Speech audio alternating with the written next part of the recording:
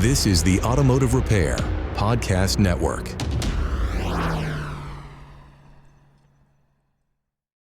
Welcome everyone to yet another episode of Diagnosing the Aftermarket A to Z. I'm Matt Fonsel, and remember, Danny, don't be obsessed with your desires, Danny.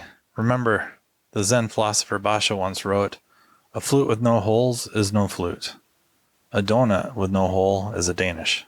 That and more after a word from our sponsors, Pico Technology and Autel.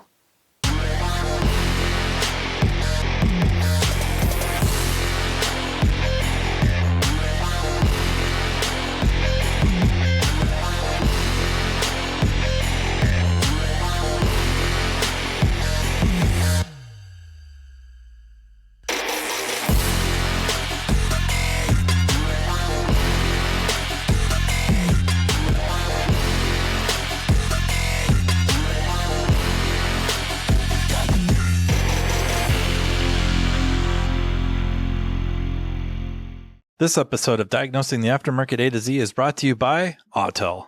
Autel is a global developer and manufacturer of award-winning professional automotive diagnostic tools and service equipment, trusted by technicians, educators, and shop owners across North America. With diagnostics at their core, Autel's real-world solutions support repair workflows ranging from full-system vehicle diagnostics to servicing the most advanced automotive technologies.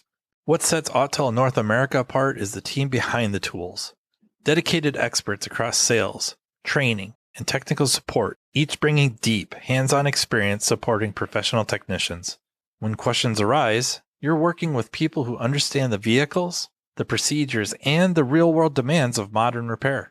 Whether diagnosing complex drivability concerns, servicing TPMS systems, validating repairs, or working with ADAS and advanced safety technologies, Autel tools are engineered to support accurate, efficient repairs in strict accordance with OEM procedures and standards.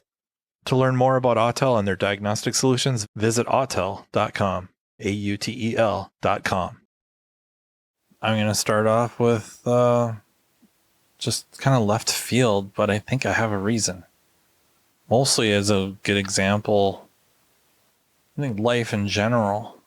I guess the reason I'm going to bring this up is because it's when I thought of it. And that's yesterday.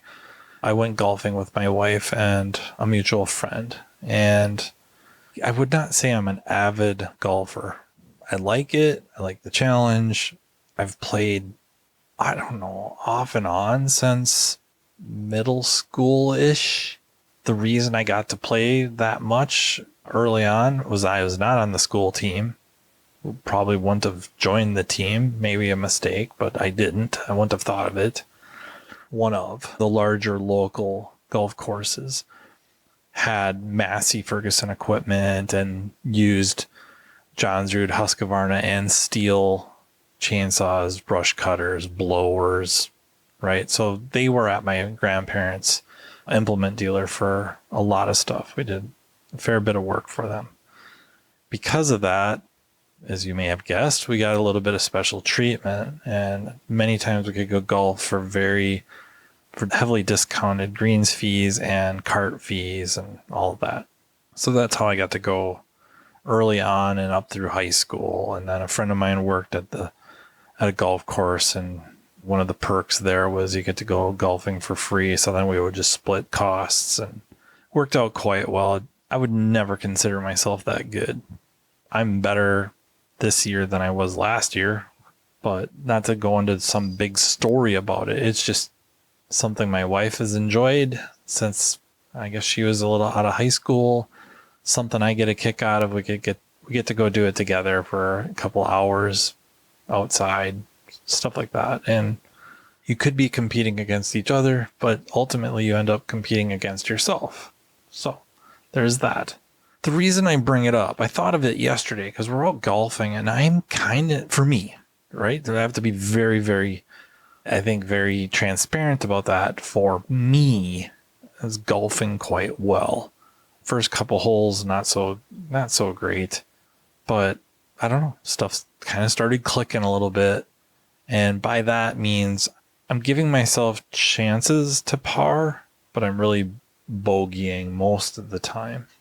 For 9 holes, I think the par was 35, could have been 36, but I end up with a 43. For me, that's a stellar score. Some of you are laughing. I don't blame you. But for me, that was a terrific score. But what made me think of this, talking about this and relating it to other things, is that I had one par.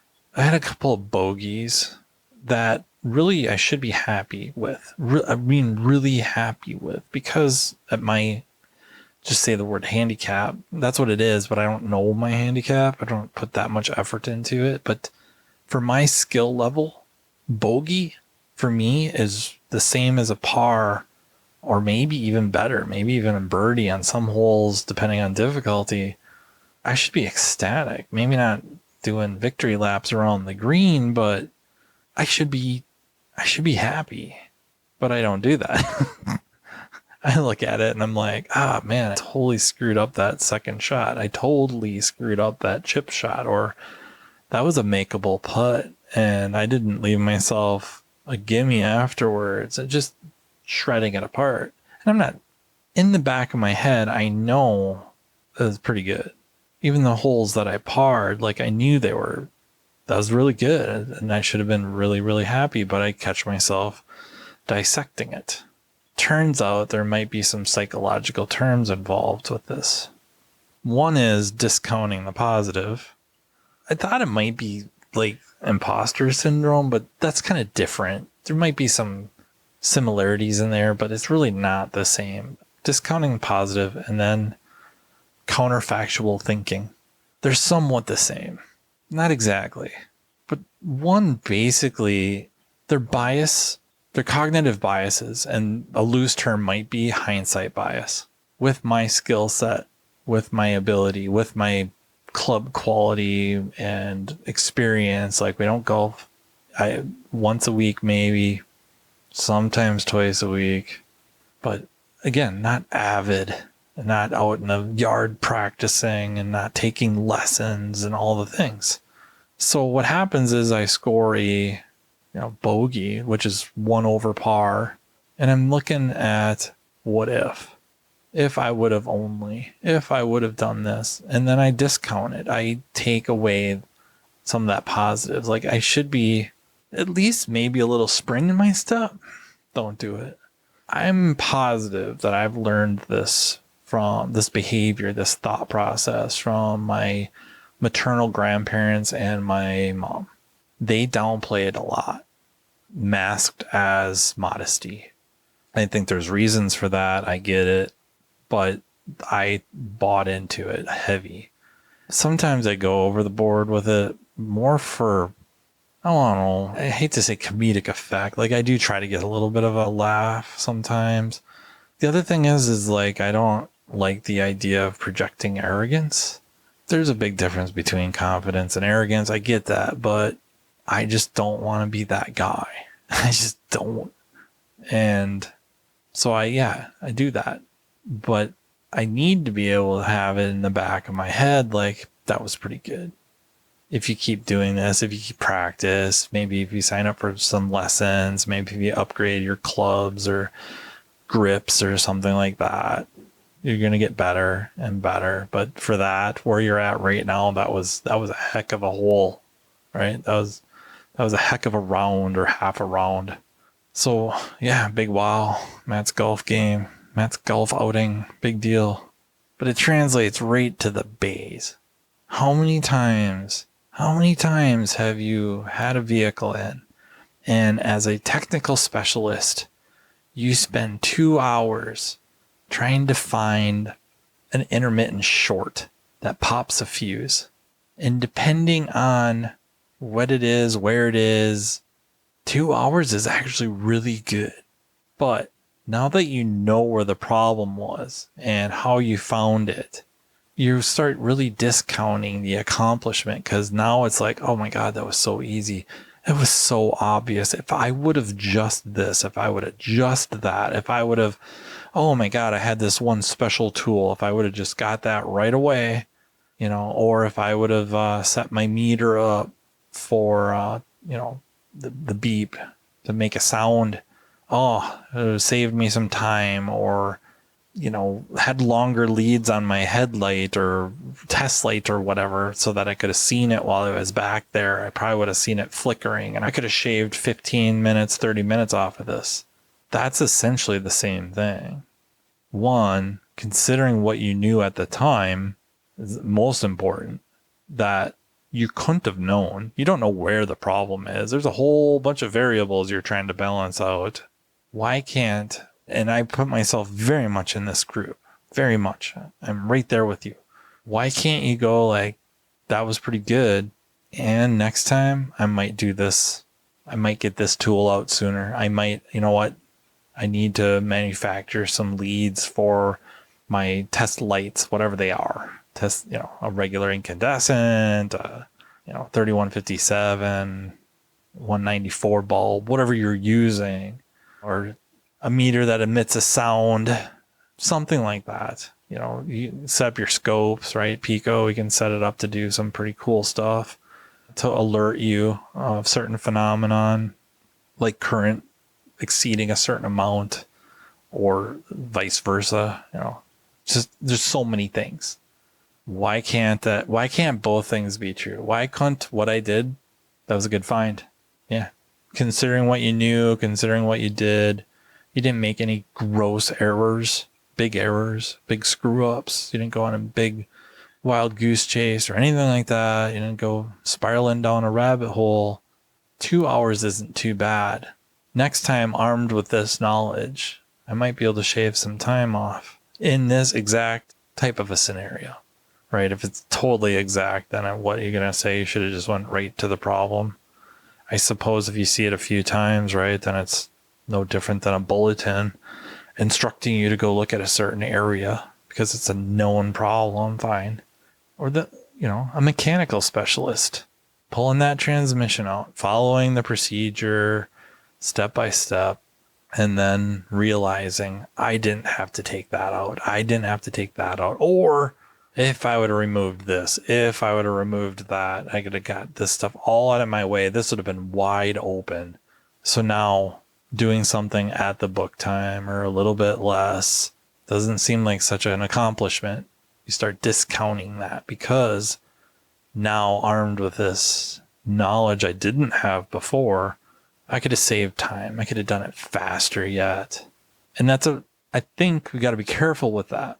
Like, we can be okay with what we did. We can be, happy with the results or, what we did, learn, right? And just get better at it and use these new ideas the next time around and find out if they work. I don't think we have to run ourselves into the ground, and we sure as heck don't need to run someone else down. I think that I've seen that happen. Luckily not in our shop. If we did, it was a long, long, long time ago. But I know other repair shops that do it, where now that others know the result, what was found, what took you so, why did that take 2 hours? Why did that take?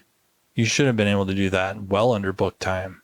It just cutting people down and not considering if you're in their shoes, knowing what they knew or didn't know at that time. Would you have done it so much faster? Are you sure about that? Or would you have found it that much faster? I don't think so, right? Hypothetical bias, a lot of biases, right? There's so many biases out there. Cognitive biases, egocentric bias and cognitive biases we have so many of them. And I think just being aware of them, I know I've talked about biases quite a bit. I probably will continue to do so because there's so many of them. And they rear their heads everywhere, regardless of where you're at, be it socioeconomically or in life or which side of the counter you're on or which end of the shop you're on, front of house, back of house. Are you the entry level tech or are you the master tech, right? As quote unquote experts, we kind of have a nasty habit of kind of an expert bias, the curse of knowledge. And I don't mean like Thanos, right? Where you just got to do these deeds for the good of everyone else. I mean more so when we figure something out, I shouldn't even say we. Yeah. When experts figure something out, a lot of times they put the pieces together. They figure now it makes sense. And it's that hindsight bias again. And really upward. Why? You know, if I look at it, it's going to suck. Dude, Matt, that upward counterfactual thinking, right? It's just almost rewriting reality, and kind of have to just knock it off, cut ourselves some slack. Knowing what I knew, not bad. First time I've ever seen anything like that or worked on anything like that. I'll do better next time. I can do better. I'm going to take this. I'm going to learn from it, a lot of benefit from it. And then maybe in the back of your head, just a little bit of a pat on the back, like done good. Attaboy. So yeah, I'm going to probably try to start in places outside of the shop to cut myself a little slack, to be a little more honest about an accomplishment. You're probably not going to see me celebrate. Not my thing. But maybe crack a smile, or I don't know, just at least be able to tell myself, hey, that was pretty darn good. Even if it's a double bogey on a really hard par 4, par 5, or even in par 3. I guess it doesn't matter what the hole is. If it's hard and difficult, I hit a couple of really good shots, and even if my other shots weren't just so bad, but they're just slightly bad enough to make those next ones difficult, to be able to get the lower score, be able to just be honest, right? If there's any running theme to this, it should probably rename the podcast something about honesty, because I bring it up so much. But yeah, can I just be on the level with myself and go, that wasn't bad? You beat yourself up as much as you like. That wasn't all that bad. Try to carry that over into work, where I'm my biggest critic, bar none. And it's been that way for a long time. Luckily, I have worked for people that know that. And if I do really make a mistake or really feel like I made a mistake, they don't say anything. They don't have to. They already know I'm being way harder on myself than they will be. In some cases, they almost have to try to pull me back a little bit. So I think many of you are like that. Can we use some of that? Like, I feel like that's helped me get better at what I do, but can I make it less negative, right? Can it be very much like early episodes I've done with Margaret? I did a bad thing. I'm not a bad person.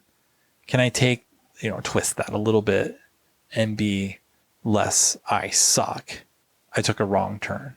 And then, of course, I'm not saying forget about it. Use that for the next one and the next one, and keep improving the same way, hopefully, maybe even more, because you're just not running yourself down. That's something I know I've been extraordinarily good or bad at. Good at doing it, bad that I do it. Just run myself into the ground about it, because I just want to make sure I don't screw up again.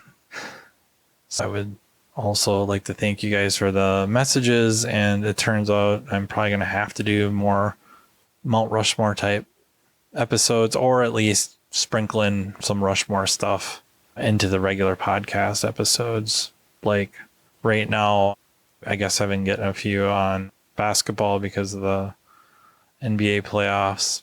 I'm not an avid watcher. I watch highlights. Honestly, I thought OKC was just a shoe-in to win it all. I really did. I just did not see anybody stopping that juggernaut. And Wemby and the San Antonio Spurs did just that. Took them 7 games, but they did it. If you're not a basketball fan, you might want to check out some highlights. Because one, the games, some of them were blowouts, but some of those games were as good a games as you will ever see. 2, Wemby is special. I don't know if his body will allow him to play a long career. So if you get a chance to watch him, I think it's worth a few minutes to check it out, even if you're not a big fan. Yeah, questions of who are my top 4 or starting 5, and all time. I don't know how you answer these things. I just don't. Do you punish people for time? So, yeah, I don't know. You're going to have Jordan on there. How do you dislike him for whatever reasons? How do you not have LeBron on there? He is that good. He is. So those are two shoe-ins. And then after that, it just kind of gets rough for me. I feel like I almost need to put Larry Bird on there. The reason is I don't know any professional athlete, namely basketball, that somebody gets the ball or doesn't. I mean, before the play starts, they're walking out of a timeout. I've never heard of someone trash talking where they tell everyone on the other team what play is going to be run, where they're going to get the ball, where they're going to shoot it, how much time they're going to leave on the clock. And oh, by the way, there's nothing you're going to do about it. And then go do it. What? It's just, most other trash talk is telling them each other their mom, something about their moms, or you can't guard me, or stuff like that. And this dude, Larry Bird, comes out of timeouts, tells everyone on the other team, I'm going to get the ball right here. I'm going to dribble over here. I'm going to give you something, which is basically I'm going to pump fake, or I'm going to do something. And then I'm going to shoot it in your face. And he does it. And he didn't do it like once. Like, this is time and time and time again. That blows my mind, right? Walking up to somebody during shoot around at the beginning of the game or halftime warm-ups and basically saying, hey, I got you a Christmas present. I'm going to give it to you early. And then they're sitting on the bench for resting. It could be a starter, getting the ball near that team's bench, the opposing team's bench, and say, hey, shoot the ball and Merry Christmas. And it goes in. Like, yeah, he's got to be on there. Like, what the heck? Center, I struggle. In a few years, it might be Wemby. I don't know. Again, are we punishing Wilt Chamberlain for when he was around? Because in today's game, if we just pluck him out of his timeline and stick him in ours, he's not going to be as skilled. Athletically, he's probably as gifted as any player has ever been. Size, speed, agility. He was a freak of nature. Shaq, as dominant as anyone. But I just got this thing for Hakeem Olajuwon, nicknamed the Dream. He was selected in the draft number 1 over Michael Jordan. It was Hakeem Olajuwon, Sam Bowie, Michael Jordan, in that order. Sam Bowie ran into injuries, never got to really find out how good he was. I don't think he was going to be Michael Jordan. Nobody ever faulted Houston for taking Olajuwon over Jordan. That about sums it all up, don't it? He's in the top 10 in the league in scoring, rebounds, blocks, and steals as a center, 7 foot. I don't think he was actually 7 feet. It's more like 6'10", but again, just an athletic freak. So that leaves one left, point guard. I'm so torn. Magic, Stockton. Magic, there's like phases of him. There's different phases. There's the earlier, rookie Magic, who is a little more athletic, would get steals, terrible shooter, just terrible. There's the version where he worked on his jump shot and he was pretty good, but he slowed down a bit. So he's more of a defensive liability, right? 6'9", point guard, more like 6'8". Still, at the time especially, that's huge for a point guard. Stockton, he's more like 6'1", 6'2", better shooter. I mean, honestly, you couldn't go wrong with either one. I mean, let's be real. I mean, we got to see it with Dream Team, right? 92. But Larry's back was absolutely destroyed. He had come out of retirement. Magic kind of was coming out of retirement with the HIV diagnosis. So they're not like what they were.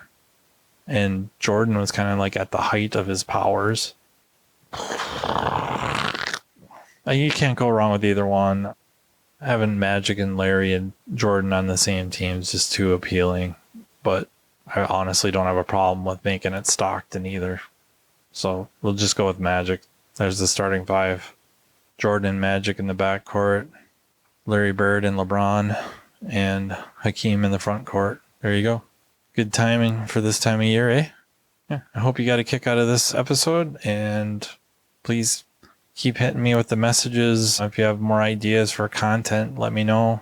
Especially like the technical stuff. Like, what would you like to hear that's more to do with technical, be it tools and equipment or testing or problems or system theory and operation? I would really appreciate it. And if you want to get a hold of me, you can email me at mattfonzopodcast@gmail.com, or you can Facebook message me, no problem. Yeah. Thank you again for listening. Thank you to the Automotive Repair Podcast Network. And until next time, take care. You've been listening to Diagnosing the Aftermarket A to Z with Matt Fonslow on the Automotive Repair Podcast Network. Download our exclusive podcast app at automotiverepairpodcastnetwork.com, because the best conversations in the industry start here. Want Matt to cover a specific topic? Check the show notes for his email. Your input matters.